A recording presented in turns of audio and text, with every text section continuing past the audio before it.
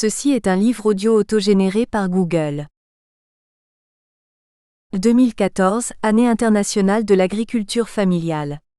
Enjeux globaux et défis méditerranéens. Sébastien Abyss. Administrateur CIHEAM Secrétariat Général. Pascal Bergeret. Directeur CIHEAM Montpellier. Le thème de l'agriculture familiale a été placé au cœur de l'agenda onusien en 2014. C'est un choix significatif qui montre le retour au premier plan des questions agricoles, mais aussi des problématiques rurales, dans les objectifs de développement et les priorités d'action de la communauté internationale. Cet article propose de revenir de manière simple et synthétique sur les principaux éléments de réflexion qui animent ces débats, et sur la situation spécifique du bassin méditerranéen. Un nouveau tournant politique. La crise alimentaire mondiale de 2007-2008 et les nombreux événements sociopolitiques qui secouent la planète ces derniers mois, fortement déterminés par des motifs alimentaires et ruraux, contribuent au reclassement stratégique de ces questions. C'est malheureux qu'il ait fallu attendre une succession de crises pour remettre l'agriculture à l'ordre du jour. Mais en même temps, c'est assurément salutaire quand on sait que le sujet avait quitté les écrans radars politiques et médiatiques au tournant du millénaire, puisque le secteur primaire était jugé obsolète par certains et que le prix des produits alimentaires était bas, notamment pour les denrées de base. Aujourd'hui, non seulement l'agriculture s'est réinvitée au cœur des politiques de développement de plusieurs pays où s'affiche comme l'un des secteurs d'expression de la puissance pour ceux qui en ont la force, mais l'inflation des prix alimentaires s'est également introduite comme une menace dans le quotidien des populations, alors que le nombre de ceux qui souffrent de la faim ne diminue pas. Ici, il nous faut enfin rappeler quelques chiffres simples mais éclairants qui expliquent en partie ce choix onusien. Près de 850 millions d'individus restent sous-alimentés dans le monde. C'est-à-dire un habitant sur 8 environ. Près de la moitié de la population du globe vit toujours en milieu rural. Même si nous comptons depuis 2007 davantage d'urbains que de ruraux en valeur relative, nous avons de plus en plus de ruraux en valeur absolue sur la planète compte tenu de la croissance démographique. L'agriculture emploie environ 2 milliards de personnes dans le monde et son activité est vitale pour l'humanité entière. Cette évidence ne doit jamais être oubliée. Le contexte géopolitique agricole qui se profile n'est pas rassurant. Nous devrions être 9,6 milliards d'habitants en 2050 selon la projection médiane des Nations Unies. La production alimentaire devra augmenter de 60% d'ici à 2050 pour répondre au défi mondial. Mais si l'on prend la variante basse, 8,3, et haute, 10,9, l'incertitude porte sur 2,6 milliards d'habitants en plus ou en moins d'ici la moitié du siècle. Cette fourchette est suffisamment large pour plonger le monde dans une inconnue alimentaire. Serons-nous capables de nourrir autant de personnes alors que les contraintes de la géographie et du climat se durcissent, et que nous gaspillons environ le tiers de ce que nous produisons sur le plan alimentaire, que ce soit en raison du comportement des acteurs de la chaîne alimentaire jusqu'aux consommateurs, ou faute d'infrastructures efficientes ?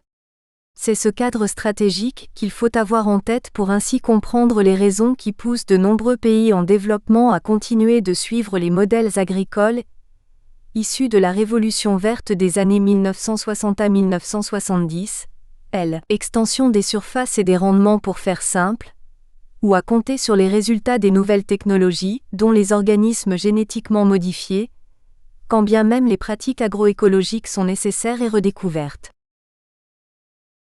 2014, Année internationale de l'agriculture familiale. Il convient de rappeler que ces années internationales dédiées à des thématiques précises sont promues par les Nations Unies afin de sensibiliser les opinions publiques du monde entier aux enjeux globaux qui correspondent aux objectifs de la Charte des Nations Unies. Ils peuvent donc revêtir un caractère politique, environnemental, social ou encore humanitaire. Plusieurs sujets peuvent par ailleurs coexister durant une même année. C'est le cas en 2014 car, outre l'agriculture familiale, c'est aussi l'année internationale des petits États insulaires en développement et celle de la cristallographie. Pour ce qui concerne plus spécifiquement l'année internationale de l'agriculture familiale, Les Nations Unies veulent souligner à quel point elle peut contribuer à la problématique du développement agricole et à la réduction de la pauvreté et de la faim dans le monde. En effet, l'immensité des défis alimentaires à relever nécessite que toutes les formes d'agriculture soient mobilisées et soutenues. L'agriculture familiale est le modèle le plus répandu de la planète avec environ 500 millions d'exploitations de ce type. C'est la petite agriculture qui domine dans la majorité des pays en développement. C'est elle qui assure la sécurité alimentaire locale des populations. 80% des aliments consommés dans les pays en développement sont produits par des petits exploitants. Pour autant, un grand nombre de ces petits agriculteurs et leurs familles ne parviennent pas à se nourrir convenablement. Ce paradoxe insupportable met justement l'accent sur la nécessité de parfaire la sécurité alimentaire au niveau local, avant même de chercher à conquérir des marchés lointains ou extérieurs. Toutefois, nous avons aussi une agriculture familiale tout autre dans les pays riches, où de petites exploitations sont capables d'être innovantes, actives commercialement et managériales dans leur fonctionnement. Le message que souhaitent sans doute à faire passer les Nations Unies sera celui de la diversité des situations et l'exigence d'adapter les pratiques et les politiques. Les caractéristiques des agricultures familiales dans le monde sont très différentes d'un pays à l'autre, et même d'un territoire à un autre au sein même d'un État. À chaque terre son histoire, sa dotation géographique, son régime juridique ou encore ses réalités sociologiques. À chaque terroir son produit et son alimentation. La typicité des productions et leur lien historique au territoire repose beaucoup sur l'existence de ces agricultures familiales. Cette diversité fait toutefois l'objet de pressions croissantes avec l'essor d'une agriculture capitalistique depuis la seconde moitié du XXe siècle, qui se développe sur de vastes superficies, avec des moyens de production modernes, mécanisation et introduction des technologies au fil du temps, du téléguidage satellitaire en passant par la chimie verte, et où le développement humain n'est pas toujours au cœur des dynamiques. Le débat d'une agriculture de firme sans agriculteurs qui se dessinerait dans certaines régions du globe, comme en Amérique latine, pose un certain nombre de questions, à commencer par celle de la place des individus et de l'emploi en milieu agricole. Sans aucun doute, en mettant l'accent sur l'agriculture familiale, les Nations Unies cherchent à défendre ces exploitations de petite taille qui ont pu être éliminées dans certains pays, qui ne bénéficient pas de conditions de travail décentes, poids de l'économie informelle, absence de droits, etc., ou qui se retrouvent marginalisés à l'heure où la mondialisation agricole bat son plein. Défi global, solutions locales, réalités multiples. C'est ici que l'argument stratégique sur l'adaptation des politiques de développement agricole et des stratégies de sécurité alimentaire trouve sa justification. Il n'est pas raisonnable de vouloir plaquer à l'échelle de la planète tout entière un seul et unique modèle agricole. Ou alors ce seront des millions de nouveaux emplois détruits, dans des territoires où les relais de croissance autres que l'agriculture demeurent insignifiants. Les spécificités locales demandent à ce que les projets, publics comme privés, soient adaptés et que les pratiques mises en œuvre correspondent à la fois aux besoins et aux attentes des populations concernées. À ce titre, la durabilité des ressources naturelles, que sont l'eau et les sols, indispensables à l'activité agricole, occupe une position centrale dans cette équation difficile du développement. Il faut en effet continuer à produire plus mais il faut le faire autrement, car la raréfaction de l'eau et des terres arables s'amplifie pour bon nombre de pays. Aussi, un concept semble retenir actuellement une attention particulière de la part des décideurs et des scientifiques, celui des systèmes alimentaires territorialisés. Là encore, l'idée n'est pas de refuser la globalisation et de faire l'apologie d'un système autarcique qui n'aurait aucun sens, mais au contraire de proposer que les politiques de sécurité alimentaire instaurées par les bailleurs internationaux et les pouvoirs publics puissent être pensées, appliquées et ajustées progressivement au niveau des régions et des collectivités locales à l'intérieur du pays. Il s'agit également de responsabiliser les acteurs locaux sur la sécurité alimentaire de leur localité, en appliquant quand cela est possible et souhaitable, le principe de subsidiarité. Cela passe par des approches participatives, inclusives, intersectorielles et par filière. En parallèle, les approches agroécologiques sont promues et méritent d'être davantage soutenues puisque leur performance à la fois économique, sociale et environnementale semble être réelle. Et les objectifs du développement durable sont bien cela. Préserver certes mais aussi produire et répartir. L'enjeu de la sécurité alimentaire nécessite cette triple exigence, à la fois environnementale, économique et sociale. Il faut produire mieux, produire plus et rapprocher l'offre de la demande. À cela s'ajoute inévitablement l'ouverture des économies et la libéralisation des échanges, car la vulnérabilité des agricultures familiales demeure une tendance lourde. Si elles sont souvent fragilisées par la mondialisation, elles n'en sont parfois pas moins compétitives. En effet, il est significatif de noter que les agricultures familiales peuvent parfois obtenir des résultats alimentaires, sociaux et environnementaux bien meilleurs que ceux enregistrés par les entreprises agricoles de grande taille. Dans plusieurs contextes de production, ces agricultures familiales présentent des avantages comparatifs par rapport à cette agriculture de firme dont le moteur repose plus sur l'économie que sur le social. Mais attention, nous devons nous garder de trop confronter ces deux modèles. Si la distinction est de mise, tout l'enjeu mondial alimentaire actuel et à venir consiste à trouver des voies et moyens pour faire coexister intelligemment agriculture familiale et agriculture de firme. La recherche de complémentarité doit primer sur les luttes d'opposition. D'ailleurs, il ne faudrait pas non plus contredire les propos précédents. Au sein de chacun des deux grands modèles dominants cohabite ou existe une très forte hétérogénéité de trajectoires, de réalités et de formes d'exploitation. C'est donc aussi cela l'objectif des Nations Unies.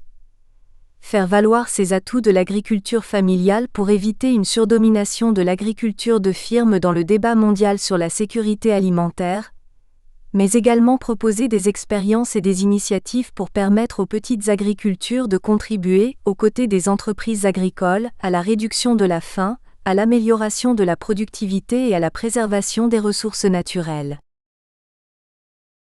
Quels résultats pour quelle perspective ?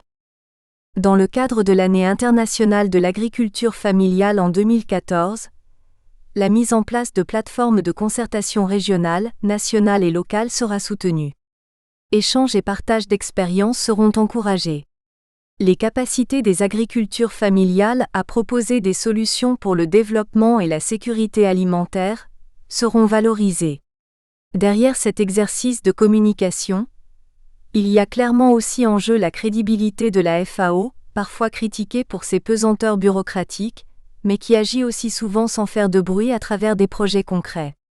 Il faut donc insister sur tout ce que fait quand même la FAO, avec des moyens qui demeurent limités. Sur l'agriculture familiale, elle aura sans doute l'ambition de faire inscrire ce thème au cœur des politiques de développement des pays et d'en promouvoir la richesse. La FAO s'est par exemple fortement impliquée dernièrement sur l'agriculture familiale de montagne, car le tiers des affamés de la planète se trouve dans ces espaces difficiles et marginaux. Elle voudra très probablement aussi attirer l'attention sur la faible reconnaissance institutionnelle et le déficit de représentation politique dont souffrent les agricultures familiales dans de nombreux pays. Leur requalification sera un objectif de cette année internationale qui leur est consacrée. Sur un autre plan, il conviendra aussi de suivre la discussion onusienne interagences car la défense de l'agriculture familiale doit s'accompagner de politiques commerciales cohérentes. L'accord trouvé à Bali, dans le cadre de l'OMC, le 7 décembre 2013 sur la libéralisation des échanges, où les questions agricoles restent sensibles, donne une dimension supplémentaire à cette concertation globale à mener par les instances internationales. Gageons que la discussion entre les agences sera facilitée par le fait que ce soit deux Brésiliens, José Graziano da Silva pour la FAO, Roberto Azevedo pour l'OMC, qui dirigent actuellement la FAO et l'OMC. Tout cela est très important, enfin en perspective des bilans qui seront faits en 2015 pour les 8 objectifs du millénaire pour le développement, OMD, et la définition de l'agenda post-2015 qui reposera désormais sur des objectifs de développement durable, ODD. 16 domaines prioritaires sont actuellement en discussion aux Nations Unies.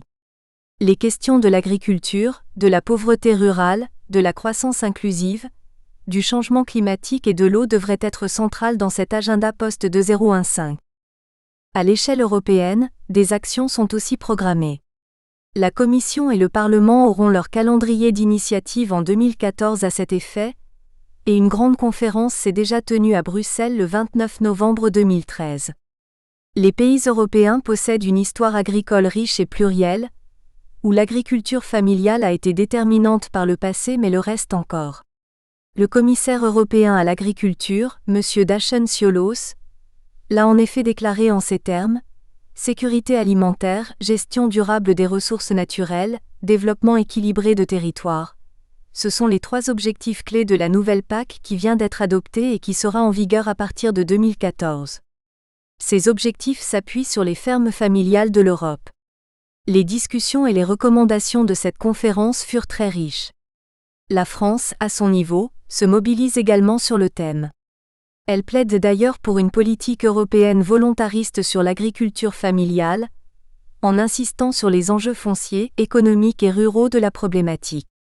C'est en substance le message délivré par les ministres de l'Agriculture, M. Stéphane Le Foll, et de la Coopération, M. Pascal Canfin, lors de la conférence de presse organisée à Paris le 18 décembre 2013 pour ouvrir l'année internationale de l'agriculture familiale en France.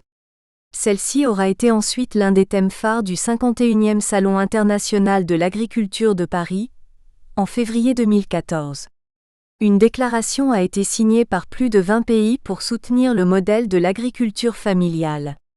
Celle-ci est par ailleurs très présente dans la loi d'avenir pour l'agriculture, l'alimentation et la forêt qui doit être votée en cette année 2014 par le Parlement français.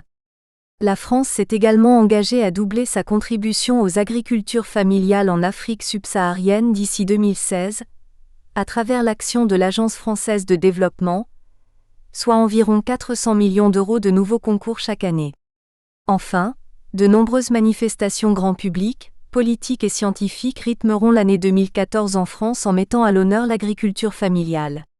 À cet égard, mentionnons que les organismes de recherche du pôle Agropolis International de Montpellier ont pris l'initiative d'organiser des rencontres internationales sur le thème « Agriculture familiale et recherche » du 1er au 3 juin 2014.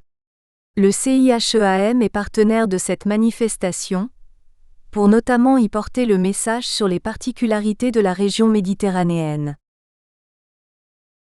Des agricultures plurielles, mais majoritairement fragiles en Méditerranée. Il convient d'abord de revenir sur les tendances lourdes à l'œuvre dans cet espace, et notamment dans les pays de l'Afrique du Nord et du Proche-Orient, où un tiers de la population vit en milieu rural et où un emploi sur 5 est agricole. Il n'est donc pas possible de penser le développement des territoires ruraux sans l'agriculture. Or, la majorité des indicateurs du développement agricole sont au rouge. L'eau est rare et inégalement répartie, comme le sont les terres arables d'ailleurs, elles-mêmes fragilisées par l'urbanisation galopante et la désertification. Les effets du changement climatique sont importants et la productivité agricole se tasse. Or, la croissance démographique fait que le nombre de bouches à nourrir dans cet espace du monde ne cesse de croître, avec des habitudes alimentaires qui évoluent aussi, et qui entraînent aujourd'hui des problèmes de malnutrition et l'apparition de maladies de surcharge pondérale comme le diabète. Le fait que la plupart des pays méditerranéens soient contraints d'importer une grande partie de la nourriture qu'ils consomment les expose aux aléas inévitables des marchés internationaux. La hausse tendancielle des prix des matières premières agricoles et l'augmentation de la volatilité des cours provoquent une nervosité chronique pour les pouvoirs publics. L'achat de la paix sociale par les subventions alimentaires, comme sur le pain, devient par ailleurs insoutenable budgétairement, bien qu'elle reste politiquement incontournable. L'Égypte est plus que jamais confrontée à ce dilemme. Enfin, et ce n'est pas inutile de le rappeler, il faut ajouter à cette insécurité alimentaire régionale, une vulnérabilité territoriale préoccupante. Le retard de développement dans les régions rurales de l'intérieur par rapport aux villes du littoral est porteur de turbulences sociopolitiques. Comme dans d'autres régions du monde, mais peut-être ici avec anticipation sur le temps, nous avons en Méditerranée cette fracture spatiale entre les mondes urbains littoralisés et mondialisés, et les mondes ruraux intérieurs et marginalisés qui posent un sérieux défi géopolitique. Il n'est pourtant pas concevable un seul instant de mettre ces territoires ruraux et ces populations agricoles en dehors de l'agenda du développement et à l'écart du futur. Dans ce contexte difficile, Il faut prendre la mesure de l'importance socio-économique de la petite agriculture familiale. Elle représente la grande majorité des exploitations agricoles au sud de la Méditerranée. Au Maghreb, 2/3 des exploitations agricoles présentent un profil inférieur à 5 hectares. La très petite agriculture domine donc le paysage agraire dans cette zone où il convient donc de penser à ces formes majoritaires d'exploitation quand il s'agit de penser le développement agricole et rural. Toutefois, comme dans le monde, cette agriculture familiale comprend dans la région méditerranéenne des types d'exploitation très différents les uns des autres. Petites exploitations vulnérables menacées par la mondialisation, exploitations modernes et productives, concurrentielles sur le marché mondial.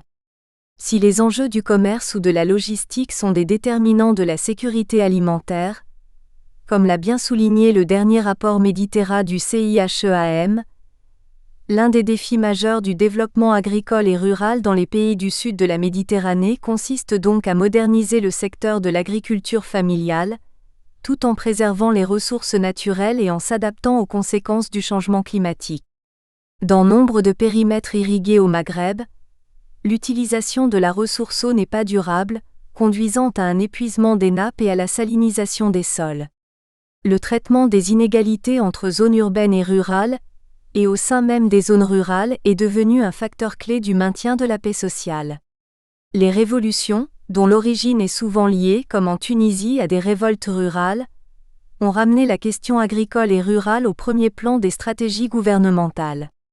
La modernisation de l'agriculture familiale n'est plus seulement considérée à l'aune des recettes d'exportation qu'elle peut engendrer, mais aussi comme élément de stabilisation des territoires nationaux et d'emploi d'une jeunesse trop souvent livrée au chômage et au désespoir faute de perspectives d'avenir dans les localités. Les gouvernements de la région commencent à prendre la mesure de tous ces défis et à y répondre par la mise en place de stratégies nouvelles. C'est ainsi que le plan Maroc vert, par exemple, a fixé les priorités de l'action gouvernementale autour de 2 piliers complémentaires. Un premier pilier dévolu à la modernisation des exploitations agricoles tourné vers un modèle productiviste, et un second pilier orienté vers la préservation d'un tissu vivant et dynamique de territoires ruraux, autour de petites exploitations familiales bien insérées dans les dynamiques territoriales, multifonctionnelles et pluriactives. C'est le concept de l'agriculture solidaire, qui est mis en avant par les autorités marocaines. En Algérie également, le renouveau de la stratégie de développement agricole entend donner toute leur place aux initiatives portées par les acteurs locaux et vise à intégrer l'action des différents ministères autour de projets concrets de développement rural. On assiste donc à cette revanche des territoires qui deviennent un espace majeur de l'action publique, qui se veut mobilisatrice et complémentaire de l'initiative des différentes familles d'acteurs. L'année internationale de l'agriculture familiale vient à point nommé pour conforter ces nouvelles approches. Lors de leur 10e réunion qui s'est tenue à Alger le 6 février 2014, les ministres de l'agriculture des 13 pays du CIHEAM ont d'ailleurs clairement émis la recommandation de soutenir l'agriculture familiale, notamment dans la rive sud de la Méditerranée, qui contribue fortement à assurer la sécurité alimentaire des ménages ruraux et concourt à la gestion durable des ressources naturelles et à la promotion du développement humain, notamment au profit des femmes et des jeunes. Il s'agit donc là d'un thème fort pour renforcer les relations entre l'Europe et les pays du sud et de l'est de la Méditerranée, au moment où nous devons défendre avec conviction que l'avenir de la coopération régionale et euro-méditerranéenne passe nécessairement par davantage de projets, de réseaux et d'initiatives à vocation agricole, alimentaire et rurale. C'est d'ailleurs dans ce sens que l'on doit se réjouir de la mise en place depuis 2012 de l'initiative ENPARD, European Neighbourhood Programme for Agriculture and Rural Development. Elle vise à soutenir les pays du voisinage de l'UE dans leur développement agricole et rural et montre une volonté réelle d'accompagner les transitions politiques, sociales et économiques à l'œuvre dans cet espace du monde.